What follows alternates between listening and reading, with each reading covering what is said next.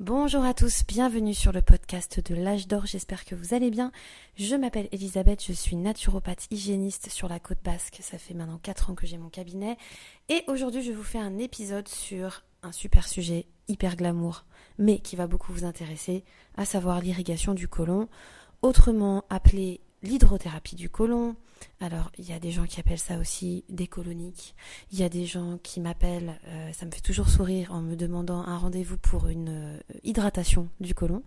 Et en même temps, ils n'ont pas franchement tort. Donc, aujourd'hui, je vais vous faire un court résumé du travail que je fais tous les jours. Je vais vous parler de cette pratique qui est à la base ancestrale. Comment moi, j'ai mis mon petit machin truc chouette en place, ma petite signature, quelle est l'approche que j'ai par rapport à ce soin, comment j'arrive à proposer ce soin aux gens et à les mettre à l'aise et à leur faire comprendre l'importance de ce soin. Alors, avant de vous parler de cette pratique, je voulais quand même vous parler un petit peu de ce que je pensais du ventre et des recherches que j'ai pu faire dessus. On en apprend tous les jours, nul n'est prophète en son royaume, bien évidemment, je le dis toujours. Je pense qu'à ce stade, on connaît encore extrêmement peu de choses, en fin de compte, sur le corps. On a l'impression qu'on a fait des avancées de malade, mais ça dépend d'où on se place, quel prisme on a par rapport à la santé et à l'anatomie et à la guérison. Mais quand même, je pense que il y a beaucoup de gens qui disent que le ventre est un cerveau maintenant, hein, alors qu'il y a encore dans la médecine du XXe siècle, le ventre c'était simplement abaissé au rang de tripe. Hein. Maintenant, beaucoup de gens s'accordent à dire que c'est un cerveau, le deuxième cerveau en général. Je ne sais pas si vous avez lu Le charme discret de l'intestin, qui a été un best-seller, qui a été un des premiers livres à parler vraiment de nos tripes. Bon, moi, à ce stade, je pense que c'est le premier cerveau. Je le dis tout le temps à tous mes patients, à tout le monde. Pour moi, c'est le premier cerveau. Il a une connexion directe avec notre système nerveux. Il a une connexion directe avec nos émotions, avec nos ressentis, avec nos mémoires familiales, transgénérationnelles, etc. Donc, c'est pas n'importe quoi, et c'est pas n'importe qui. Pour les samouraïs, par exemple, le ventre c'était considéré comme le siège de l'âme. Dans la médecine médiévale, il était considéré, on le voyait comme un symbole de force et de courage. Ensuite, les anatomistes, sans parvenir vraiment à découvrir notre âme, ont identifié dans les années 1860 la force motrice de nos entrailles. Autrement dit, le système nerveux autonome qui se produit sans que le cerveau n'exerce de contrôle dessus. C'est-à-dire que quand on digère, on ne se concentre pas pour digérer. Au même titre que quand on respire, on ne se concentre pas pour respirer. Vous voyez ce que je veux dire ? Ça, c'est le système nerveux autonome. C'est-à-dire qu'on n'a pas besoin d'être conscient de toutes ces manifestations-là pour qu'elles se mettent en place. Donc c'est assez récent, hein, cette histoire de cerveau, quand ça doit avoir un siècle environ, de mettre en lumière, penser que l'intestin avait son propre cerveau. Concernant l'histoire des lavements intestinaux, il faut savoir que les premiers datent à peu près de 5000 ans, à la période des populations présentes en Mésopotamie. À la base, c'est des ibis, qui sont des grands oiseaux qui utilisaient leur bec pour s'insérer eux-mêmes de l'eau dans leur côlon. Alors ça peut paraître très bizarre, mais c'est ce que les humains ont pu constater. Et ils ont pris l'exemple sur ces oiseaux. Et ils ont mentionné Alors, ils se sont pas mis eux-mêmes leur bouche dans leur anus, hein, vous vous doutez bien, ne partez pas là-dessus. Mais ils ont commencé à utiliser des espèces d'objets avec des formes de larges becs pour pouvoir mettre de l'eau dans leurs intestins. Et tout ça s'est relayé sur des tablettes d'argile et de papyrus. Ils y décrivaient l'utilisation du lavement intestinal et vantaient son efficacité comme pratique thérapeutique. Ensuite, dans l'Égypte ancienne, les médecins pharaoniques ont utilisé des poches faites en vessie d'animaux et reliées à un tuyau de roseau, par exemple, permettant l'introduction de l'eau dans le côlon pour laver de l'intérieur. Ensuite, au 5e siècle avant Jésus-Christ, il y a les Grecs et les Romains qui ont découvert la pratique du lavement intestinal chez les Égyptiens et qui l'ont imité. Et puis après, évidemment, il y a eu le père de la médecine que je pratique, qui s'appelle Hippocrate, qui insiste sur les bienfaits du lavement intestinal en thérapie et en prévention de la constipation, des irrigations ou des ballonnements, de ce genre de choses.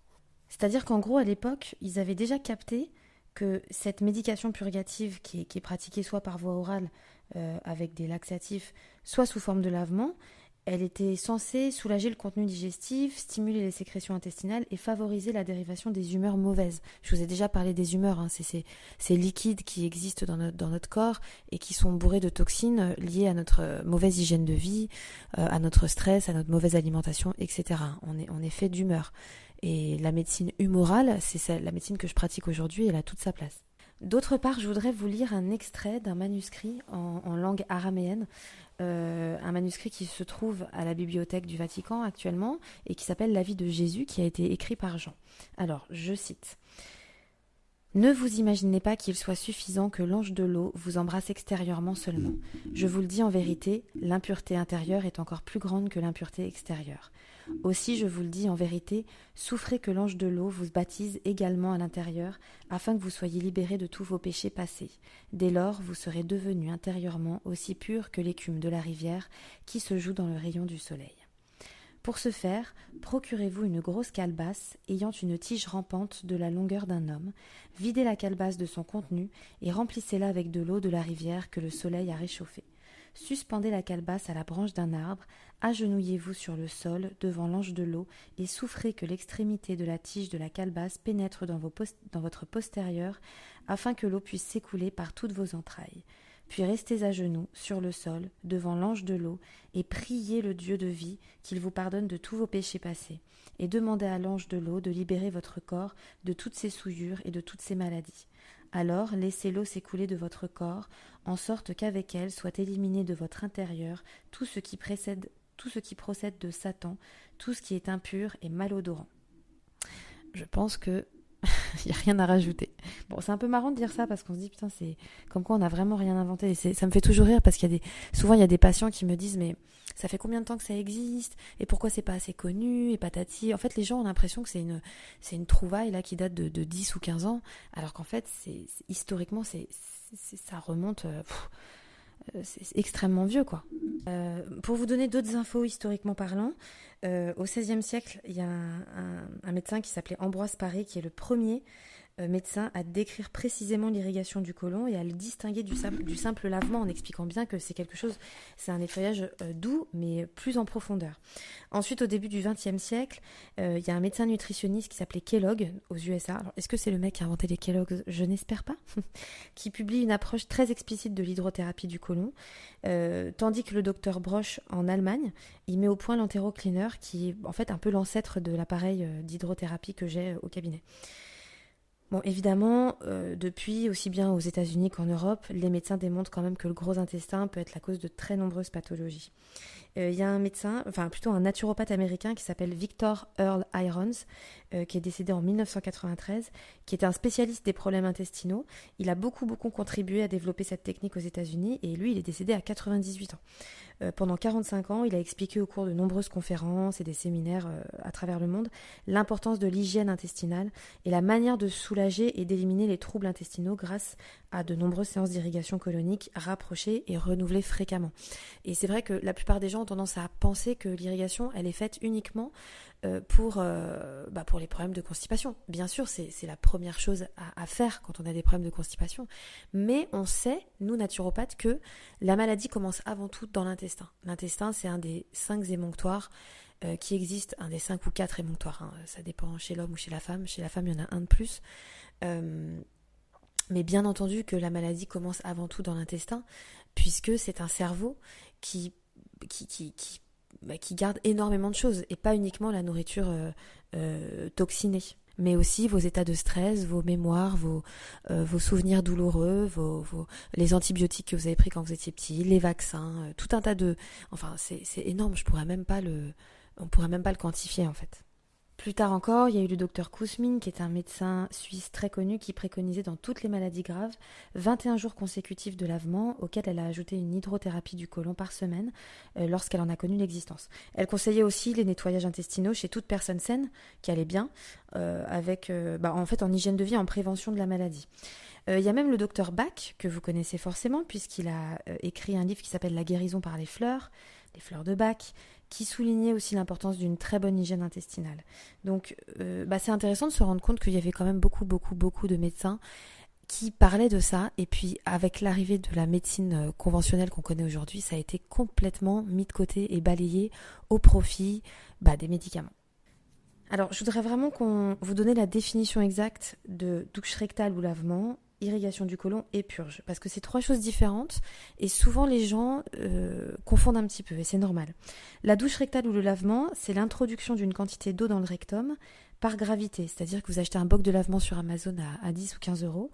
Vous mettez de l'eau dedans. Alors évidemment, c'est mieux de mettre de l'eau que vous avez fait bouillir, de l'eau filtrée, etc. Et en fonction de ce que vous allez mettre, vous allez soit faire une petite douche rectale, c'est-à-dire vider le rectum, soit faire un petit lavement, soit faire un lavement plus important. Par exemple, si vous mettez 1 ou 2 litres d'eau, ça va être un grand lavement, mais ce sera en aucun cas une irrigation du côlon. L'irrigation du côlon, c'est une introduction à très faible débit d'eau filtrée et tempérée, environ, ça va entre 500 ml et 2 litres, accompagné de massage de l'abdomen, et on réalise 2, 3, 4, 5 bains de l'intestin en fonction du nombre de séances choisies et en fonction de la durée de la séance. En général, la séance dure 45 minutes de toute façon. Mais on peut faire plusieurs bains d'une séance ou un seul grand bain, ça va dépendre de la réactivité intestinale.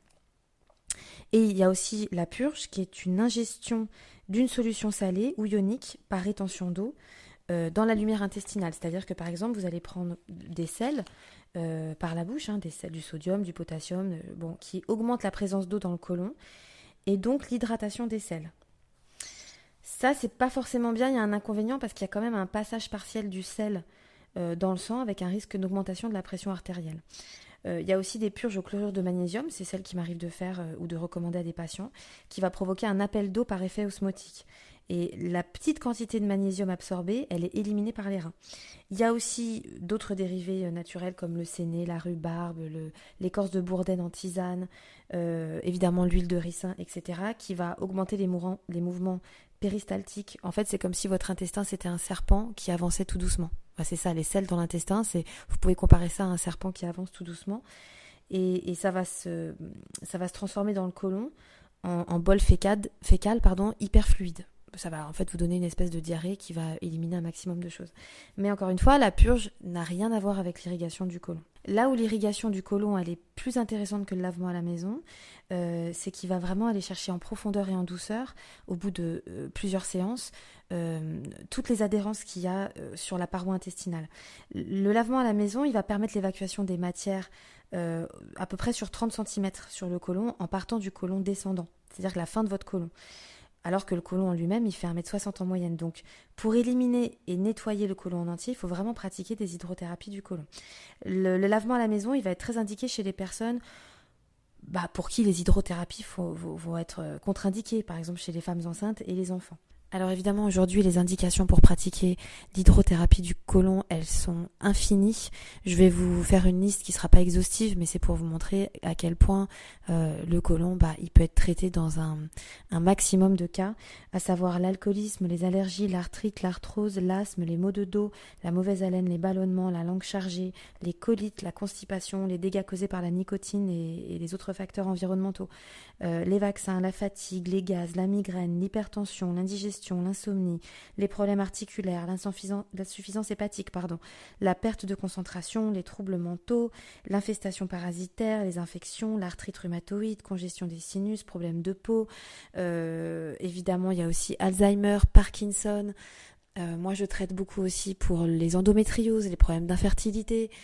J'ai déjà eu des personnes qui sont venues en me disant je suis soi-disant stérile ou j'ai une endométriose qui m'empêche d'être enceinte. Et après plusieurs séances, un bébé pointait son nez à l'horizon.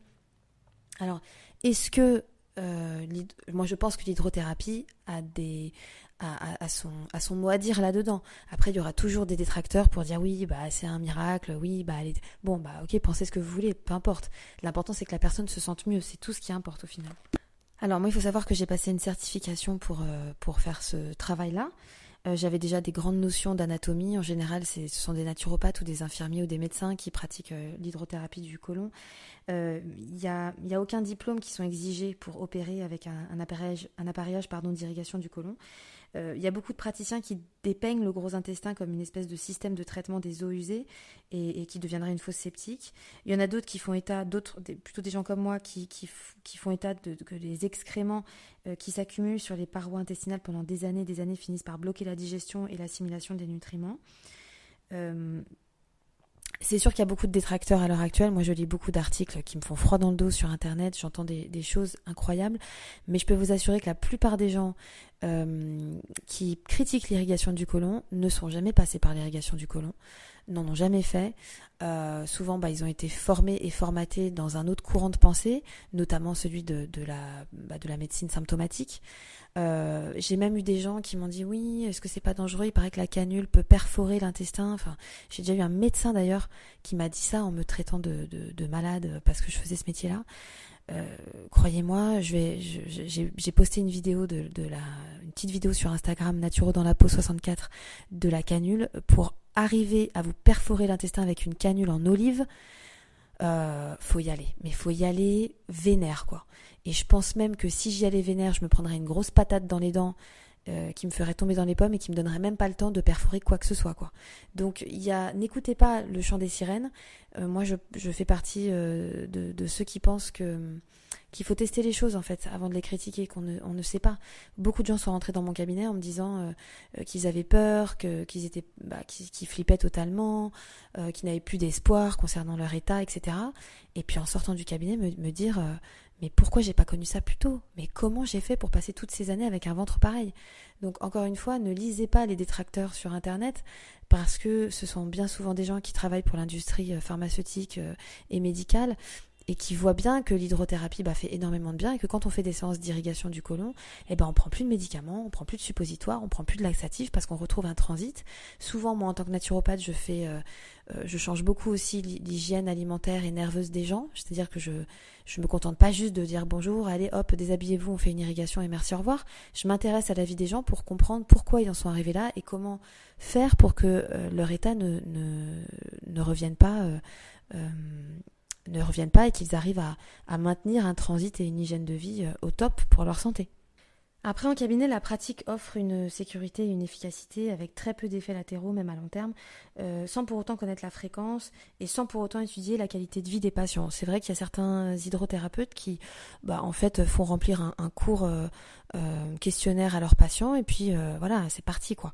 Bon, moi, comme je suis formée en tant que naturopathe, c'est une double casquette que je porte et que je garde tout le temps sur moi, en étudiant vraiment la vie, l'hygiène de vie de mes patients. Mais ça, c'est la signature de chacun fait comme il le sent.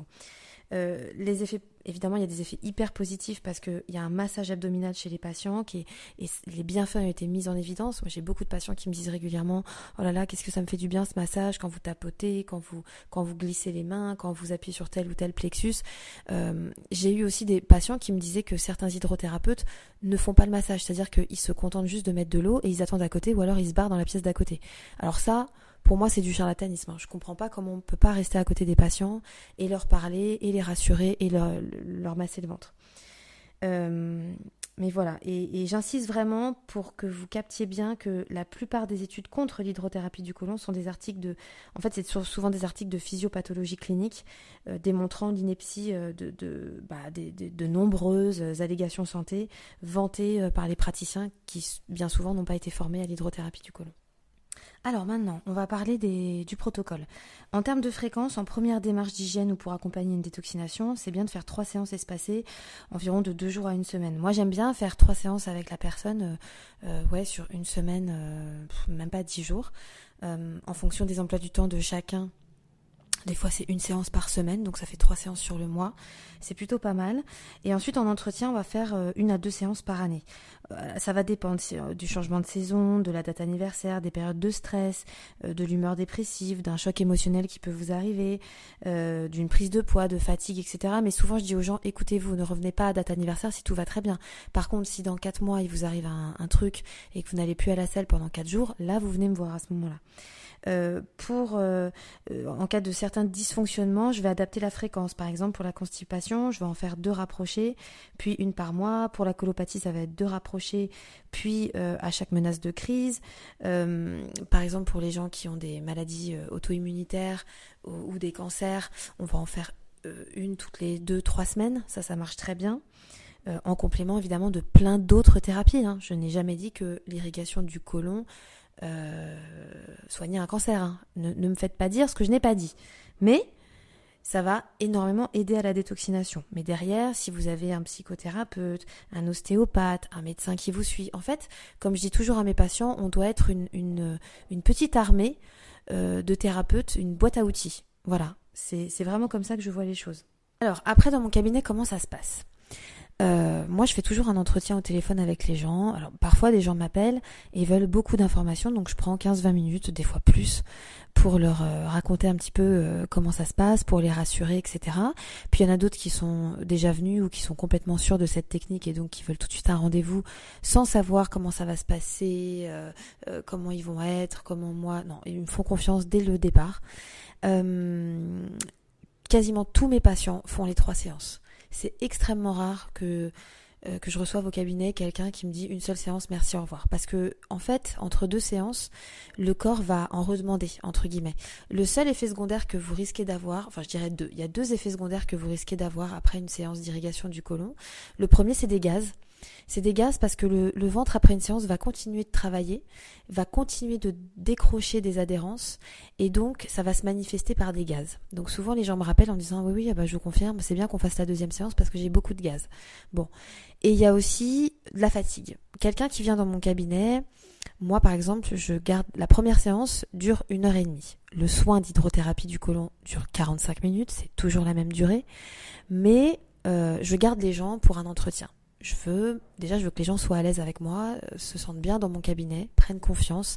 Et c'est pas en leur disant bonjour, déshabillez-vous, à poil, on y va et en sortant la canule que je vais les mettre en confiance. Déjà, j'accueille la personne. Évidemment, par politesse, toujours je lui demande d'où elle vient, si elle est pas stressée, comment elle se sent par rapport à ce premier rendez-vous, etc. Et je les rassure beaucoup. Ensuite, il va s'en suivre un entretien d'environ 20 à 40 minutes. Où je vais poser beaucoup de questions. Quand est-ce que vous êtes né ? Est-ce que vous étiez un enfant désiré ? Est-ce que vous avez été allaité ? Est-ce que vous avez été beaucoup vacciné ? Comment vous mangez ? Comment vous dormez ? Comment vous allez à la selle ? Comment vous transpirez ? En fait, je veux tout connaître. Je me la joue un peu inspecteur gadget parce que je sais que c'est par rapport à cet interrogatoire que je vais pouvoir comprendre le tempérament et le terrain de la personne, le terrain humoral notamment de la personne. Il y a des gens parfois qui arrivent et qui s'assoient et qui me disent tout de suite moi j'ai une mère qui a 93 ans que je vais voir tous les jours, qui est abominable avec moi, j'en peux plus. Ok, là je sais que ça va être un terrain nerveux et émotionnel et que c'est pour ça que la personne va pas bien. Il y a d'autres gens qui vont s'asseoir et tout de suite me dire je mange de la merde en ce moment, ça fait 1 an que je mange énormément de gâteaux le soir après le film parce que je vais pas bien, j'ai des problèmes avec ci, avec ça et j'ai besoin de douceur. Ok, là je sais que c'est toujours émotionnel mais qu'il y a une rigueur à mettre en place, une nouvelle discipline à mettre en place d'un point de vue alimentaire. Mais la plupart des gens, en fait, sans s'en rendre compte, parlent tout de suite de leurs problèmes, de ce qui leur fait du mal, de ce qui les rend malheureux. Et donc de ce qui stoppe ce système nerveux autonome et qui stoppe donc le transit ou qui crée des maladies liées au transit. Ensuite, la personne va aller faire pipi aux toilettes. Il y a des toilettes qui sont installées juste à côté de ma machine d'irrigation, avec porte fermée évidemment. Et ensuite, je vais lui demander d'enlever son pantalon, son sous-vêtement, ses chaussettes, etc. de venir s'installer avec sa serviette de bain sur la table d'irrigation. À partir de là, son travail à elle, c'est de se relaxer le plus possible, grâce à ce que je vais lui dire aussi. Hein. En fait, c'est pas son travail, c'est mon travail à moi de relaxer le patient, enfin le client. Et mon travail à moi, c'est de nettoyer en douceur et en profondeur son côlon. Ça, je pense que vous l'avez capté. Du coup, j'ouvre toujours un kit, un hydro-kit, ça s'appelle, un kit d'irrigation du côlon qui est fermé, stérilisé, sous blister, sous sac plastique. Je l'ouvre toujours devant la personne, je lui sors tous les bidules, machin, trucs chouettes qu'il y a dans ce paquet-là. Donc à savoir la canule, le tuyau d'évacuation, le tuyau qui amène de l'eau filtrée et tempérée, la petite pochette de vaseline pour hydrater la canule. Et je lui explique comment je vais poser tout ça, positionner tout ça, etc.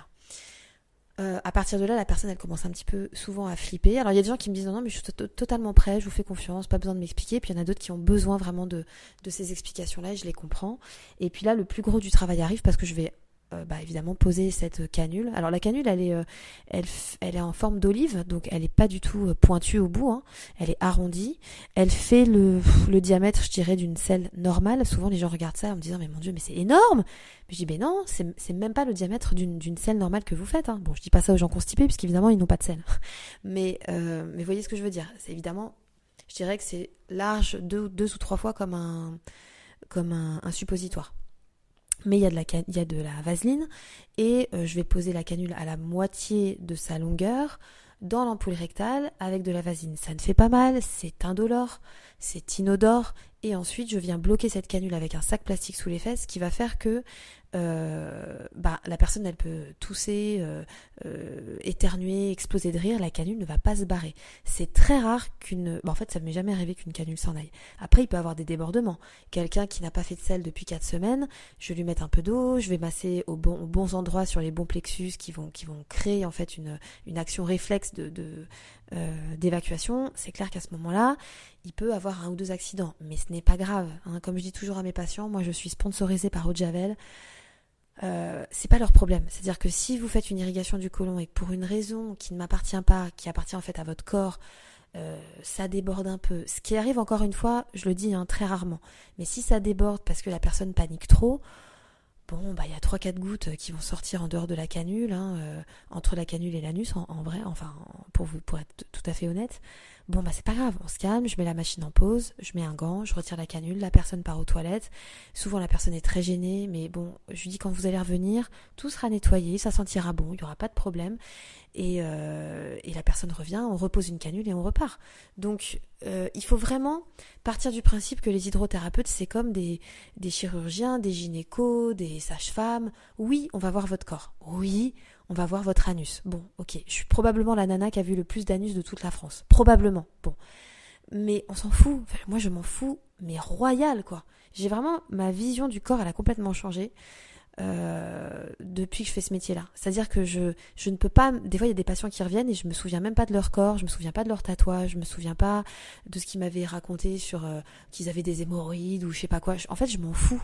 Moi, je suis payée pour que 45 minutes après un soin, vous soyez au top de votre vie. Le reste, je m'en fous, mais royalement. C'est pas ça qui m'intéresse. Et les patients doivent vraiment avoir cette notion-là de se dire, c'est du lâcher-prise. C'est vraiment un soin de lâcher-prise. Donc quand j'ai posé la canule, je positionne des coussins sous les jambes de la personne. Donc en fait elle est un peu en position de femme qui va accoucher. Elle est sur le dos avec des coussins moelleux, bien agréables sous chaque jambe et une serviette sur elle, de façon à ce qu'on ne voit que le ventre apparent. Et ensuite je vais venir commencer à mettre de l'eau tout doucement. Alors il y a une façon de mettre de l'eau pour chacun. Pour quelqu'un par exemple qui est très nerveux, je vais commencer avec un débit tout petit, un goutte à goutte. Alors c'est marrant parce qu'il y a des fois des personnes très nerveuses, totalement guidées par leur mental en fait, qui vont me dire oh là là vous mettez beaucoup d'eau là je le sens. Ben non j'ai même pas encore lancé la machine là, j'ai pas mis d'eau encore. Et d'autres qui vont me dire, souvent ça c'est des gens bien portants, qui sont dilatés, qui sont bien dans leur corps, qui sont prêts pour le soin, ils vont me dire ah mais non mais allez-y vous pouvez vraiment. Alors là j'ouvre le robinet, je vais mettre plutôt 8, 7, 9 litres d'eau par heure et là ça va envoyer un petit peu plus quoi. Mais ça dépend vraiment du terrain de chacun. Pareil, quelqu'un qui a vécu des traumatismes intimes comme le viol, l'inceste, les attouchements, etc. On va vraiment prendre le temps de parler. Je vais lui proposer de mettre la canule elle-même pour pas réveiller des traumatismes si c'est moi qui pose la canule. En général, je fais signer une charte avant le soin en disant voilà, est-ce que vous m'autorisez bien à poser cette canule parce que je ne veux pas que vous pensiez que c'est un viol ou quoi que ce soit. Malheureusement, de nos jours, faut faire très attention parce que voilà, quelqu'un de mal intentionné pourrait penser que je pratique sur elle un acte anormal, un acte d'agression sexuelle. Alors évidemment là j'ai l'impression de parler comme si j'habitais aux États-Unis et que le moindre truc je pourrais me prendre un procès. Mais je fais quand même attention. Après, je pense qu'on mérite la clientèle qu'on a. Et de ce point de vue-là, j'ai vraiment des clients adorables. Parce qu'on parle beaucoup aussi, c'est vraiment un échange entre êtres humains, entre âmes, et quelqu'un qui vient passer qui vient faire 3 séances d'irrigation chez moi, bah forcément on va beaucoup se parler. Moi je vais lui raconter ma vie, la personne souvent me pose des questions. En fait pendant 45 minutes de soins, bah on papote quoi, on parle.